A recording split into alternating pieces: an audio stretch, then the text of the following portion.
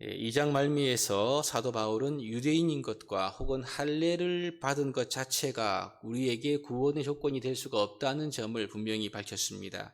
유대인이라는 민족적인 우월성에 사도 바울이 문제를 제기하고 또 율법을 지키지 않으면 할례가 소용이 없다, 이런 주장에 대해서 유대인들이 이런 질문을 할 수가 있겠지요.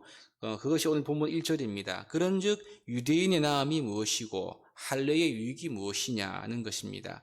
오늘 본문은 유대인들이 할 법한 이 질문에 대해서 바울이 스스로 질문하고 거기에 대한 답변으로 시작하는 것을 보게 되지요.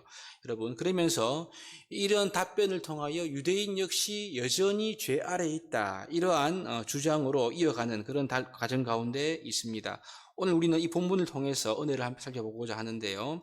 우선 사도 바울은 유대인의 나음과 또 할례의 유익에 대해서 2절에 보면 이렇게 말합니다. 범사에 많다, 그렇게 기록을 하고 있지요. 그러면서 그 핵심을 가리켜서 그들이 하나님의 말씀을 맡았다, 이 부분을 이야기를 하고 있습니다. 여러분, 어떤 면에 유대인들의 나음이 많은가요? 보시면 사실 우리가 구약을 읽어보시면 알 수가 있는데 언약이나 율법, 여러 가지 약속들, 그들의 민족을 통해서 하나님의 구원의 역사가 이루어진 것, 이런 부분들은 유대인의 나음이라고 할 수가 있겠습니다. 그런데 할례를 언약의 징표로 받았던 이 유대인들의 가장 난 점은 무엇보다도 그들이 하나님의 말씀을 맡은 자라는 것이지요. 이 말씀은 이스라엘 백성들이 하나님의 말씀을 전하는 메신저가 되었다, 이것을 이렇게 이해할 수가 있겠습니다. 제가 남아공에 있을 때 2, 3년에 한 번쯤은 가족들과 함께 한국으로 휴가차 들어왔는데요. 이때 남아공에서 한국으로, 한국에서 남아공으로 갈 때 성도들에게 어떤 물건을 전달해 달라는 그 부탁을 받을 때가 많았습니다. 그럼 여러분, 이게 가치 없는 물건이라면 큰 상관이 없는데요. 물건의 가치가 크면 클수록 사실상 좀 부담스럽습니다. 화물로 보낼 수가 없거든요. 그래서 잃어버리면 어떻게 하나, 이런 걱정과 함께 이 물건을 전달해야 하는데요. 만에 하나 물건을 분실해 버리면 제가 이걸 물을 필요까지는 없겠지만 물건을 맡긴 사람에게 미안해지고요, 상당히 불편한 관계가 초래될 수가 있습니다. 그래서 신경이 안 쓰일 수가 없는 거지요. 그래도 기본적으로 성도들께서 믿고 맡기는 것이기 때문에 그들의 신뢰에 보답하기 위해서 잘 전달하려고 애를 쓰는 것입니다. 제가 여기에 사고 싶은 말이 있는데요. 그것은 제가 전달할 물건이 제 것이 아니라는 거죠. 그것은 위탁받은 것입니다. 그리고 나에게 물건을 부탁한 그 성도의 것이고요, 그 물건을 앞으로 받을 사람이 있다라는 점이지요. 오늘 본문 2절을 이런 관점에서 우리가 볼 필요가 있는 겁니다. 하나님은 이 유대인들에게 하나님의 말씀을 맡기신 거죠. 이것은 하나님께서 유대인들에게 하나님의 말씀을 위탁했다는 이런 의미로 우리가 볼 수가 있겠습니다.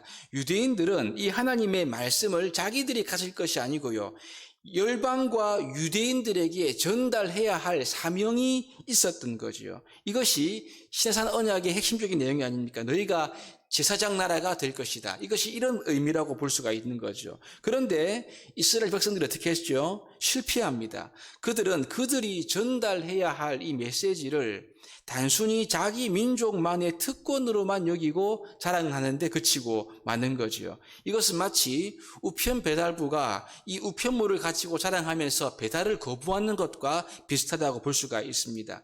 이 점을 3절에서 이렇게 이야기합니다. 저는 개인적으로 공동번역의 번역을 잘했다고 보는데요. 한번 읽어보겠습니다.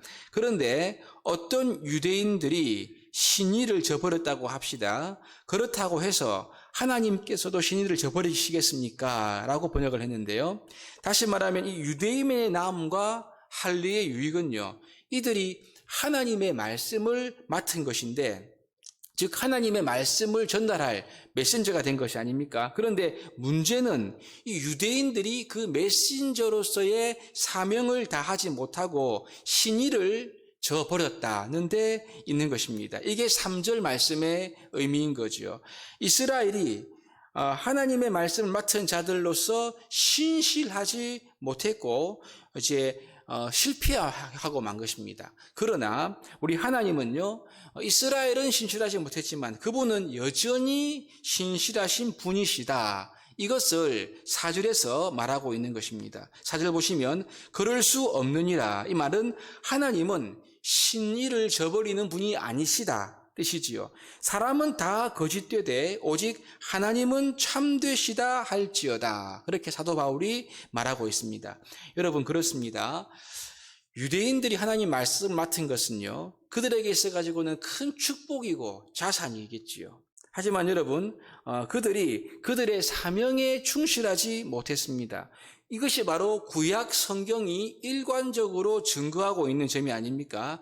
하지만 이스라엘, 즉 유대인들은 하나님을 배반하고 실패했지만 하나님 그분은 신실하게 그분의 구원의 역사를 이루어 가신다. 이 말씀을 사도 바울이 여기 행간에 사고 있는 것 같습니다. 여러분, 그렇습니다.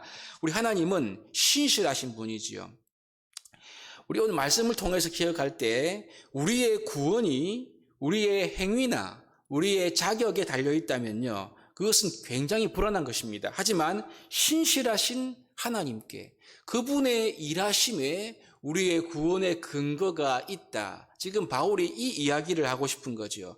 만일 우리의 구원이 우리의 행위나 노력에 달려있다고 한다면요, 얼마나 불안하겠습니까? 내가 잘할 때는 구원받은 것 같은데 잘 못하면은 구원이 없어진 것 같고 그렇지 않겠습니까, 여러분? 하지만 우리의 구원은요, 신실하신 하나님께 기초하기 때문에 가장 확실하고 가장 분명하고 영원히 변하지 않는 은혜이다.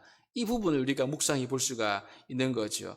그러므로 우리의 구원이 하나님의 신실하심에 근거하기 때문에 우리 역시 하나님 앞에서 신실함으로 반응해야 된다는 것이 중요한 것이죠. 이것이 곧 믿음인 것입니다. 믿음이란 말 뜻이 신실함이거든요. 그래서 우리가 믿음으로 구원받았다면 구원받은 사람은 신실하게 믿음으로 살아가야만 되는 것이라는 것을 발견할 수가 있습니다.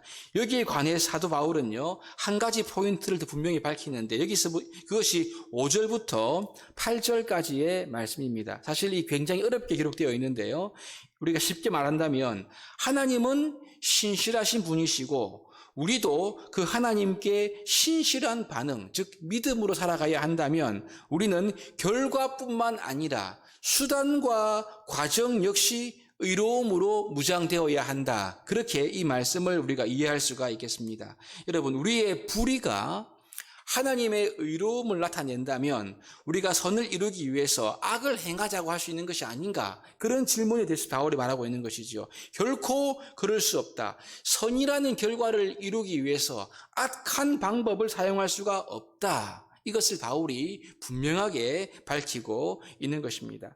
하나님이 신실한 분이시기 때문에 우리 역시 신실해야 되는데 이 신실함은 우리 삶의 모든 과정에서 드러나야 한다는 말씀이죠. 여러분, 그렇습니다. 목적을 이루기 위해서 과정을 무시할 수는 없습니다. 목적 성취에만 도취되어서 이 악을 수단으로 해서 그 목적을 이루려고 한다면 이것은 하나님이 원하시는 것이 아니라는 말씀이지요. 기억하십시오. 불의로 만든 선한 결과는 아름다운 것도 아니고 하나님이 결코 사용하시는 것이 아님을 우리 마음속에 생각해야 할 것입니다. 하나님은 그분이 신실하신 것 같이 우리가 구원받은 그분의 백성으로서 신실한 사람으로 하나님께 반응하며 살기를 원하신다는 것이지요. 유대인들은 그들의 훨씬 더 나은 위치, 즉 하나님의 말씀을 받은 위치를 잘 감당하지 못해서 신의를 저버리고 말았습니다. 그럼에도 불구하고 우리 하나님은 항상 의롭고 신실하심으로써 십자가로 마침내 승리하시고 구원을 완성하시지요. 이제 이 복음을 받은 저와 여러분들, 우리 이방인들도요, 이것이 우리의 근거이기 때문에 우리 역시 하나님 앞에 앞으로 신실하게 반응함으로 살아가야 할 것입니다. 수많은 불의한 것을 수단 삼아서 목표를 이루고자 하는 욕심을 버려야 하는 것이죠.